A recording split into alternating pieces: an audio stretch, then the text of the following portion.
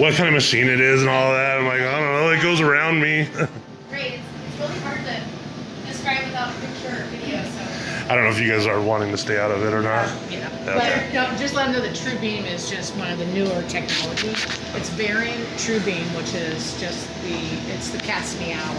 Really? So this is the creme de la creme, It really is. huh? So what you're supposed to do Uh-huh. is read the sign. Okay, ring this bell 3 times well. A toll that clearly says treatment's done. This course is run and I am on my way. Yes. Okay, now. Ready? Oh. Yeah. Yeah, read. So, Excellent. thanks guys. Yeah, I appreciate it. Thank you very much. Very nice meeting all of you. Yeah, you too. And, Say hi when you come back in for I definitely will. And Okay. this is where I go every day. This is Monday through Friday. I'm here at St. Al's in Boise. This is the Cancer Care Center, and hopefully you're getting a good shot. I can't see what I'm showing. Hey guys, Randy here. As you probably just saw, today was my last day of radiation treatment, and I actually am about to do my last chemo. Well, the Capecitabine anyways. So I thought, you know, it's only fitting since I took my first dosage on camera that I will take my last. All right, so bottle still has a little bit left. I'm supposed to take 5 in the morning, 5 at night. And I thought it was for 6 weeks, at least that's what I was told. But it turns out it was for 5 weeks and 3 days. Anyways, that's the dose. Don't know if you can see it, but my 5 pills. I've actually grown a little bit more comfortable taking the Capecitabine. When I first started, of course, I was very nervous. However, I've learned that they're not terrible. So, April 13th, 2022 at 10:16 p.m. was my final dosage of Capecitabine. So it's kind of bittersweet on that, actually. So yes, it is my last dosage of Capecitabine. However, more than likely I will, I'm going to be taking a month off, 4 weeks, from any treatment at all. So no chemo, no radiation. And then I'll have an MRI.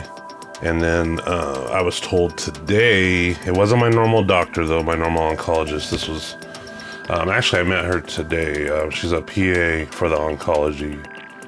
But she was saying that more than likely when I go back to chemo after the break, I'll probably be on a liquid chemo, which, not gonna lie, that kind of hit me. I wasn't expecting it. And she said I'd probably have the, I forget what it's called. Basically, it's like a way that the chemo goes like directly into your heart. But I guess you can go swimming with it, and you can go in the hot tub and whatever. All that stuff you can't do with the PICC line. So that's what she said usually people choose to do. But I do have the choice. Or I will have the choice. I'm hoping that she's wrong. Like, I really hope. The way I've handled Capecitabine, if I had to be on chemo for another 4 months, I would hope that I would be back on that. But I think it's because that's it's a targeted chemo where I don't know. This is all speculation, so I shouldn't even say. It feels like I've heard that the liquid is more of a broad chemo, where the Capecitabine is more targeted. So, I don't know. We shall see. But in a month, I'll go in and I'll have an MRI and CAT scan done. The MRI will check my pelvic area, and the CAT scan will check like my stomach, my heart, my chest, just to see if there's any metastasizing that has happened. So yeah, that's that's my looking forward to. And then I'll do that for 4 months, and then I guess I'll be off for another 6 to 8 weeks. And then that's when surgery's supposed to happen. So, yay. If you haven't noticed, got the glasses. I've talked about my light sensitivity, which came from the capecitabine. And my eyes aren't really that bad. I have a 20/20 in my left eye, 20/25 in my right. But my left eye has astigmatism, and with the light sensitivity, it's made it where bright things, like when you look at something bright, so someone flashes a flashlight in your eye, you'll see that trail after. Well, when I'm not wearing the glasses, it's like I'll have this trail and this trail and this trail and this trail, like a bunch of different. It doesn't even have to be like super bright. These lights right now on me would drive me nuts. So anyways, I'd have all these trails, and then my brain was like constantly trying to focus on the trails or something. It was weird. Anyways, he said, the eye doctor said I don't need glasses, but if I wanted them, he would prescribe them to me. So I thought, you know what, I wonder if that will help. So I got these and then a set of sunglasses, prescription sunglasses, and both of them have really been helpful with the light sensitivity, and then of course with the astigmatism, I had it's like a double vision, but I guess it's not really double vision. But if you have astigmatism, you probably know what I'm talking about. So it just really helped. Trying to go over the symptoms or the side effects that I experienced. Honestly, my 6 weeks of capecitabine was not that rough. If you've been watching things, you kind of know that already. The first week, I had some nausea. And I've had it little bouts here and there. I dealt with anxiety there for about a week. And even that, since I've been wearing the glasses, it's really helped, which is great because 2 of the days this week, I had to drive through snow to go to Boise. It wasn't bad snow, but still, driving in snow always brings anxiety for me. So it just kind of helped out. One thing that's very common with the capecitabine that I had not experienced, and I thought it was because I was nailing it with my lotion or moisturizer and drinking lots of water and stuff like that, and that might have came into play. But so there's a gas station here in Mountain Home in Boise area. It's called Jackson's. It's pretty popular. It's a big gas station chain. You acquire points as you buy sodas, what have you. I always get these points, but I never use them because it's all like just junk food that you can get with it. I think you get like a little bottle of water, but for the most part, it's just like muffins and cookies and candy and whatnot. Well, I got the genius idea to cash in some of these points, and I picked sour cherry candies. They sounded good. I hadn't had them for a long time. And they were good. I had a couple. I just wanted to see how my body would react. I felt great, so I had a couple more and a couple more. Next thing you know, I ate the whole bag. Probably within 5-10 minutes, I started feeling what I think is the hand-foot syndrome. It only was on my hand. It was like an itch, but more of an irritation than an itch. And I got like a chemical taste in my mouth. And it lasted for a couple hours, but eventually it did go away. I came home and I drank a big old 44-ounce thing of water, hoping to flush it out of my system. And eventually it did go away, and I haven't experienced it since. And this was, I think, Sunday was when I had that. So I think I'm pretty accurate on that. I think it was the candy, and it was just a dumb idea.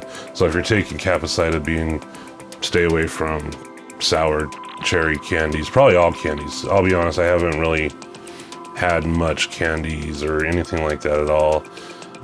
Most of the food I eat is usually like whole type. Like when I say whole food, I mean like food that came from an animal that hasn't really been processed as much. So like a lot of like chicken breast, stuff like that. You know, I really haven't done it really just the last couple days even to have like hamburgers. Because for some reason I was worried that was even processed too much. So I've been pretty careful on that.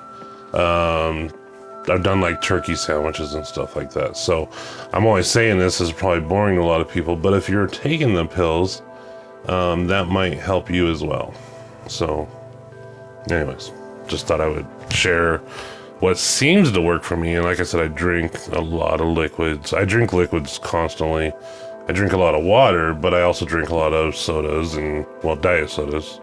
And I know everyone thinks that's bad, but it seems to help. Like, I stay very hydrated. My labs, they tell me all the time that they are amazing. They don't, you know, usually see that with people who are on the capecitabine. So that's, to me, it feels like I'm probably, you know, doing the right thing. So hopefully I'm not washing all the the good stuff away, but that's just what I do. I drink a lot. That's really it for the capecitabine. Honestly, a little bit of nausea. The diarrhea was an issue, and I think that had to do with the radiation as well. I've kind of been managing that with Metamucil. And every time I tell people I'm taking Metamucil, the first thing they said is, "Oh, that stuff's disgusting." Maybe. I don't know. To me, it tastes like Tang. I don't know if you guys remember Tang, but it's like a really fibery version of Tang. And what I do is I mix it with a Gatorade Zero or G0, either the ice one or the lemon lime. And I mix it. It's an orange. The Metamucil's orange. Mix those together, and it's not bad. I mean, it tastes like I said, like Tang, like real thick Tang. But it seems to help with the bowels. Finally, and it's not really capecitabine related, but I've talked about it, is the APAP. So I have gotten to sleep with the APAP a few nights.